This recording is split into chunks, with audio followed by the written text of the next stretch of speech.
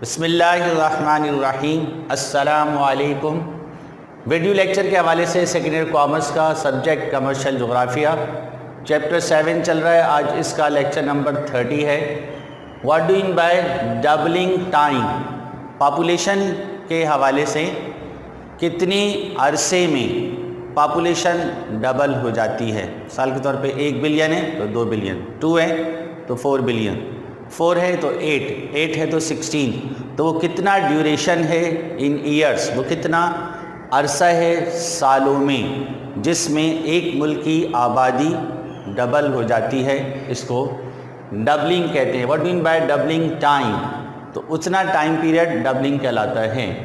Doubling time means required years for giving population double based on annual growth rate.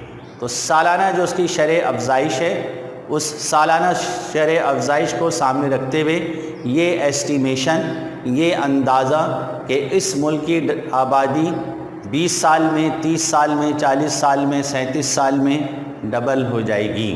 اس کو نکالنے کا، اس کو calculate کرنے کا formula doubling time of a country, کسی ملک کی آبادی کی ڈبل ہونے کا جو ڈیوریشن ہے 70 ڈیوائڈ بائی گروتھ ریٹ۔ یہ 70 جو ہے وہ کانسٹنٹ ویلیو ہے، ہمیشہ 70 جو ہے وہ اوپر ہی رہے گا، یعنی ڈینومینیٹر رہے گا۔ ڈینومینیٹر جو ہے وہ گروتھ ریٹ، ہر ملک کے گروتھ ریٹ کے حساب سے۔ اف گروتھ ریٹ 2%، اگر کسی بھی ملک کا گروتھ ریٹ 2% سالانہ کی شرح سے بڑھ رہی ہے، then doubling time DT، doubling time of that country is equal to 70 divide by 2 is equal to 35 years. 35 سال میں اس سال کی آبادی جو ہے وہ ڈبل ہو جائے گی۔ Growth rate, if growth rate is 9%، 9% اگر کسی ملک کی شرح افزائش ہے جیسے کینیڈا، تو then doubling time is equal to 70 divide by 9، 77.2 years. تو 77 سال میں جا کے اس کی آبادی دگنی ہو جائے گی۔ پھر نیکسٹ، گروتھ ریٹ از 2.4، اگر گروتھ ریٹ 2.4 ہے جیسے پاکستان کی، تو doubling time 70 divide by 2.4، 29.1 year میں ڈبل ہو جائے گی۔ 29 سال میں تقریباً پاکستان کی آبادی ڈبل ہو جائے گی۔ تو یہ بہت امپورٹنٹ ہے، اس کو پڑھا جاتا ہے، دیکھا جاتا ہے، اس کو اسٹڈی کیا جاتا ہے، چونکہ اس کی بیس پر جو ہے وہ گورنمنٹ، ایک ملک کی گورنمنٹ جو ہے آئندہ آنے والے سالوں کی پلاننگ کرتی ہے، منصوبہ بندی کرتی ہے، اس لیے اس کی جو اسٹڈی بہت اہم ہے۔ لہٰذا یہ اگلا سوال، state the importance of study of population. جب آبادی پڑھ رہے ہیں، آبادی کے مختلف ٹرمنالوجیز ہم نے پڑھی، جس میں گروتھ ریٹ بھی ہے، جس میں ڈبلنگ ٹائم بھی ہے، تو اس کی جائزہ لینے کی کیا اہمیت ہے؟ تو importance of study of population, آبادی کے جائزہ لینے کی اہمیت۔ ہیلتھ پلاننگ، تو گورنمنٹ جو ہے آئندہ کی جو ہے وہ صحت کی منصوبہ بندی کرتی ہے، کتنے ہاسپٹلس جو ہے وہ بنانے ہیں، کس علاقے کا کیا گروتھ ریٹ ہے، کہاں پر کتنے نیو ہاسپٹلس جو ہے وہ قائم کرنے ہیں، کہاں پہ جو ہے وہ بیماریوں کی شرح زیادہ ہے، کہاں پہ بیماریوں کی شرح کم ہے، اس کے حساب سے ساری پلاننگ گورنمنٹ کرتی ہے۔ تو health planning of food supply, سب سے اہم مسئلہ جو ہے وہ خوراک کا ہے، چونکہ جب آبادی بڑھے گی تو جو ہے وہ اس کے حساب سے خوراک کی سپلائی بھی بڑھانی ہے، اس میں جو ہے وہ کلٹیویشن بھی بڑھانی ہے۔ تو اس لحاظ سے جو گورنمنٹ جو ہے وہ پالیسی بناتی ہے کہ جو ہے وہ کیسے فوڈ سپلائی بڑھائی جائے، اس کے حساب سے، آبادی کے حساب سے۔ تو اگر 10 سال اگر جو ہے جیسے پاکستان کے حساب سے جو ہے وہ 29 ایئرس میں جو ہے وہ ڈبل پاپولیشن ہو جاتی ہے، تو اسی طرح فوڈ سپلائی بھی پاکستان کو اس کے مقابلے میں ڈبل کرنی ہوگی، تاکہ جو ہے وہ جو ریکوائرمنٹ آف فوڈ ہے وہ فلفل ہو سکے۔ پلاننگ آف امپلائمنٹ، جو آبادی بڑھے گی اس آبادی کو روزگار بھی چاہیے تاکہ وہ اپنی زندگی کی سہولیات کو حاصل کر سکے، تو اس کے لیے جو ہے وہ مختلف شعبوں کو سامنے رکھتے ہوئے زراعت کا شعبہ، صنعت کا شعبہ، معدنیات کا شعبہ، ان میں جو ہے وہ نیو امپلائمنٹ کے سورسز اور نیو جو ہے وہ انڈسٹریز ڈیولپمنٹ کی جاتی ہے، نیو ایریاز آف کلٹیویشن جو ہے وہ اسٹیبلش کیے جاتے ہیں۔ تاکہ جو ہے امپلائمنٹ انکریز ہو سکے اور امپلائمنٹ ریکوائرمنٹ کے حساب سے رہے. پلاننگ فار ایجوکیشن، تو اس بڑھتی ہوئی آبادی کے کو جو ہے وہ ہائر ایجوکیشن بھی پرووائڈ کرنی ہے، تو اس کے حساب سے بھی گورنمنٹ اسکولس، کالجز، یونیورسٹیز کی جو ہے وہ پلاننگ کرتی ہے آئندہ کی کس طرح بنایا جائے. ہاؤسنگ پلاننگ، اب ان لوگوں کو رہنے کے لیے جو ہے مکانات چاہیے، اس لیے جو ہے ہاؤسنگ پلاننگ کی جاتی ہے. تو مختلف سوسائٹیز جو ہے وہ نیو سوسائٹیز فارم کی جاتی ہیں، یا مختلف جو ہے وہ پلازا کنسٹرکٹ کیے جاتے ہیں. بڑے شہروں میں جو ہے وہ جو زمین کی پرابلم ہوتی ہے، تو پھر اس میں جو ہے وہ ملٹی اسٹوریز بلڈنگز جو ہیں وہ بنائی جاتی ہیں. اور جو ہے جو دوسرے علاقے، چھوٹے علاقے، وہاں پہ جو ہے وہ ملٹی جو اسٹوریز بلڈنگز نہیں ہوتی، بلکہ وہاں پہ جو ہے وہ ہاؤسز بنائے جاتے ہیں، زمین پر پھیلائے جاتے ہیں. تو اس کے حساب سے گورنمنٹ پلاننگ کرتی ہے.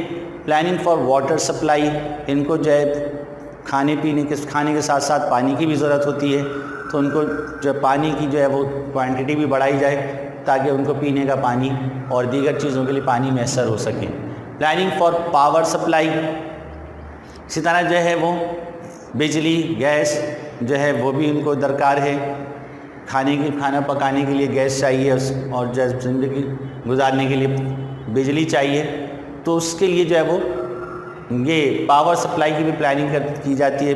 پاور سپلائی بڑھائی جائے، پاور پروڈکشن بڑھائی جائے، بجلی کی پیداوار کو بڑھایا جائے، ورنہ جو ہے جیسے ابھی بجلی کی شارٹیج چل رہی ہے اور جو ہے وہ بار بار جو ہے وہ لوڈ شیڈنگ، تو اور بھی پرابلم ہوگی. تو اس لیے پلاننگ گورنمنٹ پہلے سے کرے گی، تو پھر انشاءاللہ ایسی پلاننگ سے جو ایسے پرابلم سامنے نہیں آئے گی. پلاننگ فار انڈسٹری، نئی جو ہے وہ صنعتیں قائم کی جائیں تاکہ جو ہے وہ امپلائمنٹ بھی مل سکے، اور جب انڈسٹریل پروڈکشن بھی بڑھ سکے اور ملک کی جو ہے گروتھ بھی ہو سکے.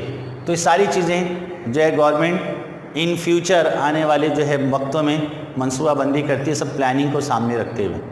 پھر explain the division of population according to density, گنجانیت کے اعتبار سے آبادی کے جو ہے تقسیم. تو اس میں جو ہے وہ 6 قسم کی جو تقسیم ہے. ایک جو ہے لیسٹ پاپولیٹڈ ریجنز، نہ ہونے کے برابر جو ہے وہ آبادی والے علاقے، ایسے سخت ترین علاقے جو سارا سال جو ہے برف سے ڈھکے رہتے ہیں، جن کو پولر ریجن کہتے ہیں. وہاں نہ تو زراعت ہو سکتی ہے، نہ صنعت ہو سکتی ہے، نہ پانی وہاں میسر ہے، سب فریز ہوا ہوا ہے. تو وہاں پر جو ہے وہ رہائش جو ہے ناممکن ہے. اسی طرح جو اونچے پہاڑ ہیں، وہاں پر سیدھے پہاڑ، اونچے پہاڑوں کی چوٹیاں، وہاں پر جو ہے وہ زندگی کی سہولیات میسر نہیں ہو سکتی، لہذا وہاں پر رہنا بھی مشکل ہے. ڈیزرٹس جو ہیں، یعنی مختلف جو صحرائی علاقے ہیں جہاں دور دور تک پانی نہیں ہوتا، تو وہاں بھی جو ہے وہ اور ریگستانی علاقے ہیں، کاشتکاری نہیں ہو سکتی، صنعتیں نہیں لگائی جا سکتی، گاڑیاں وہاں پہ نہیں جا سکتی، ٹرانسپورٹ نہیں ہو سکتی. تو اس لیے جو ہے وہاں بھی لوگ آباد نہیں ہوتے. اسی طرح جو ہے وہ جو جنگل ہیں، بیابان علاقے ہیں، وہاں بھی جو ہے وہ آبادی جو شدید جو ہے، یعنی جہاں ضروریات نہیں ہے وہاں بھی آبادی نہیں ہوتی. تو جو ہے وہ ایسے پھر ریجنز جہاں پہ پر اسکوائر کلومیٹر جو لیونگ ہے پرسنس کی، وہ 1 سے بھی کم ہے، تو یہ لیسٹ پاپولیٹڈ ریجن کہلاتے ہیں. ایسے علاقے جہاں پر جو ہے وہ زندگی کی سہولیات نہ ہونے کی وجہ سے جو ہے 1 آدمی پر اسکوائر کلومیٹر 1 فرد رہتا ہے. اس میں پولر ریجن ہے، بہت سرد علاقے ہیں، ڈیزرٹ یعنی صحرائیں ہیں، ماؤنٹینز یعنی پہاڑی علاقے ہیں، فارسٹ جنگلات ہیں، اور نو واٹر ریجنز ایسے علاقے جہاں بالکل پانی نہیں ہے. پھر تھنلی پاپولیٹڈ ریجن، ایسے جہاں پہ تھوڑی سی پاپولیشن ہے لیکن بہت کم، وہ بھی 1 to 10 persons per square kilometre, 1 سے لے کے 10 افراد فی اسکوائر کلومیٹر کے حساب سے آباد ہیں. یہ تھنلی پاپولیٹڈ ریجنز ہیں. پھر ماڈریٹ ریجنز یعنی درمیانی، اس میں جو ہے وہ 11 سے لے کے 50 from 11 to 50 persons per square kilometre, 11 سے لے کے 50 افراد فی اسکوائر کلومیٹر پر آباد ہیں، ایسے علاقے ہیں. پھر جو ہے وہ ڈینسلی پاپولیٹڈ ریجن یعنی گنجان آباد علاقے، اس میں 51 to 100 persons per square kilometre آباد ہیں. پھر جو ہے ہائیلی ڈینسلی پاپولیٹڈ ریجن، اس میں 1 سے لے کے 100 to 1000 پر اسکوائر کلومیٹر، 100 سے لے کر جو ہے 1000 افراد فی اسکوائر کلومیٹر پر آباد ہیں۔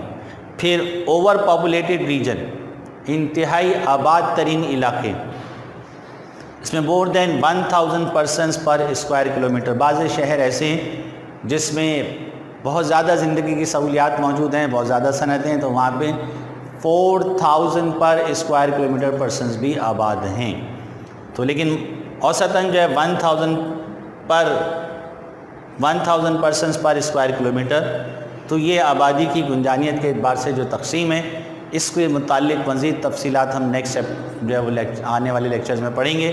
اس میں مختلف جو ممالک کون کون سے ہیں، اور اس میں بھی جو ہے وہ کچھ انڈسٹریل ریجن ہوتے ہیں، کچھ نان انڈسٹریل، کچھ جو ایگریکلچر ریجنز ہوتے ہیں، اور اس میں بھی جو کچھ جو ہے وہ انڈسٹریل ریجن کے ساتھ ساتھ جو ہے ٹیکنالوجی کسی ممالک میں ہے، کسی ممالک میں نان ٹیکنالوجی نہیں ہے، کچھ غریب ہیں، کچھ امیر، تو اس کی جو ہے وہ ممالک کے حساب سے جو ہے ان کی ایریا ریجنز بھی ہم دیکھیں گے انشاءاللہ نیکسٹ چیپٹر۔ تو یہ چیپٹر یہاں پر مکمل ہوا، یہ لیکچر جو یہاں پہ مکمل ہوا، انشاءاللہ بقیہ آئندہ لیکچر میں۔ السلام علیکم۔